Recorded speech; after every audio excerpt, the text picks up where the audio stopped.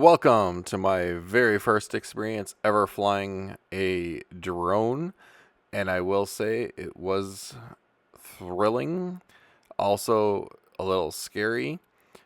The weather wasn't the greatest this day, but I had just gotten it and I wanted to try it. And immediately, as soon as I got it up in the air, it started to rain just a tad bit. It's actually more like a hailish snow. I wasn't feeling it yet, but you can see it in the camera that it was starting. But literally, just got it up in the air. I'd watched a couple of videos about how to do it, got it up in the air, and honestly, I'm literally just trying to figure out what's what and get a little bit of feel for the back and forth and the controls, and also trying to get a bit of a perspective of how it moves and how fast it moves.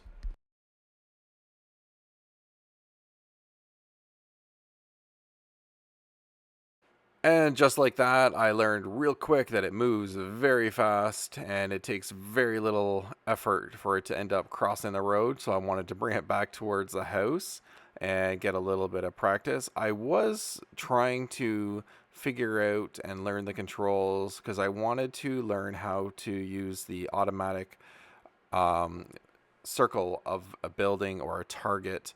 So I wanted to figure that out. So I was playing with the controls a little bit, as well as just trying to get a feel still. And I'm in a bit of a rush in a way to learn some of the controls because we're about to take down, and as in we're actually taking down as we speak, this barn that's in the background. And part of why I got the drone was because I wanted to get a couple aerial shots before it hit the ground. I got the drone, it arrived the day before, and the morning was horrible weather, so I couldn't get it up and try. And this was lunch hour, so I wanted to get a picture of it, and I was trying to learn really quick. And this is the moment where I realized it's not just a little bit of snow and moisture in there. It's actually started to hail and hail pretty hard. So basically, I quit because I didn't want to destroy the drone. So, attempt two.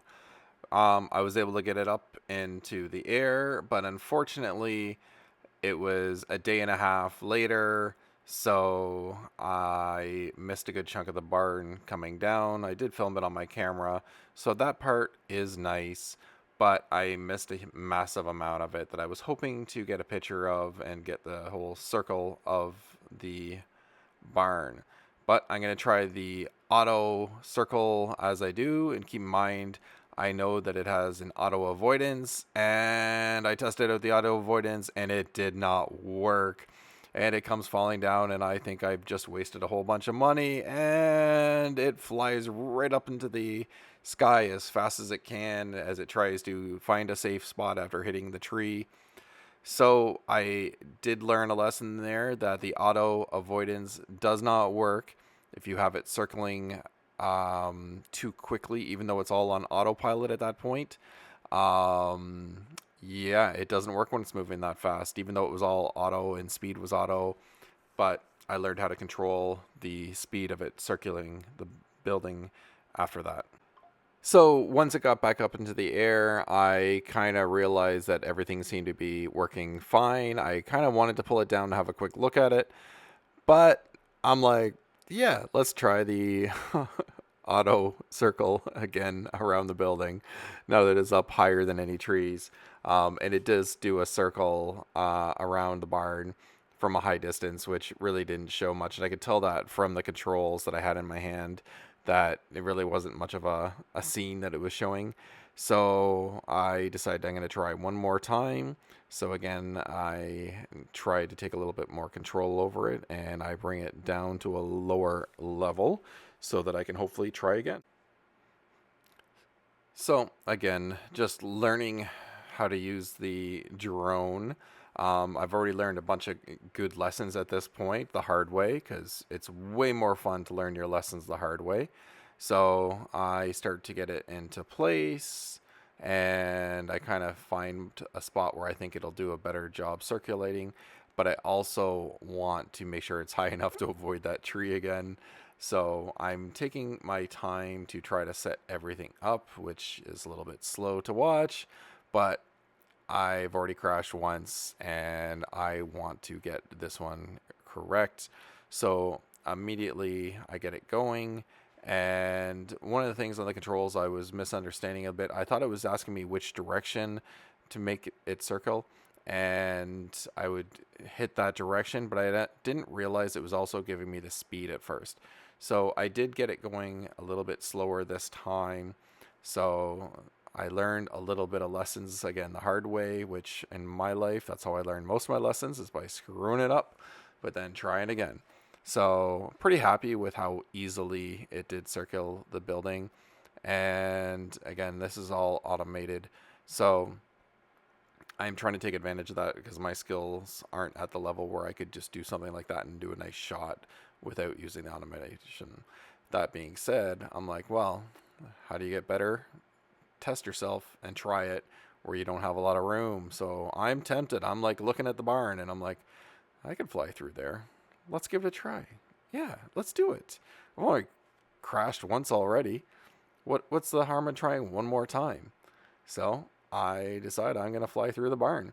Keep in mind there is some ropes and some wires that I have to avoid as well as the beams.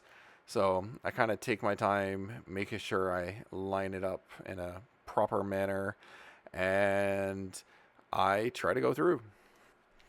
Now, to save you a little bit of pain, I have cut some scenes out of the next little bit because some of the spots I definitely took my time making sure I had a visual on the camera as well as in sight that I could see physically from where I was.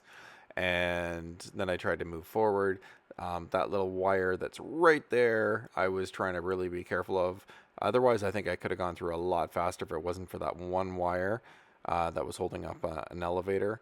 And I get to the other side, it gets a little harder to see physically from the far side. So he's using the camera a little bit more.